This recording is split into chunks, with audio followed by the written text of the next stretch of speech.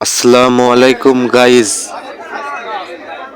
Thumbnail দেখে বুঝতে পেরেছেন যে আজকে কি নিয়ে আলোচনা করব। তাই ভিডিওটি শুরু করার আগে আমাদের নতুন দর্শক হয়ে থাকলে চ্যানেলটি সবাই সাবস্ক্রাইব করে রাখুন এবং যারা করেছেন তাদেরকে অসংখ্য ধন্যবাদ। চলুন ভিডিওটি শুরু করি। পান চাষি ভাইদের জন্য একটি দুঃখজনক ঘটনা। এখানে পান খুব কম দামে বিক্রি হয়ে থাকে। এই শীতের কারণে পানগুলো পাকছে কুয়াশার কারণে।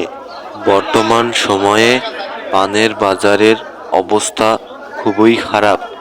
পান চাষি ভাইদের জন্য একটি দুঃখজনক ঘটনা হয়ে থাকলেও কি করার, কুয়াশা শীতে পান পেকে যাচ্ছে, তাহলে কি করবে পান চাষিরা?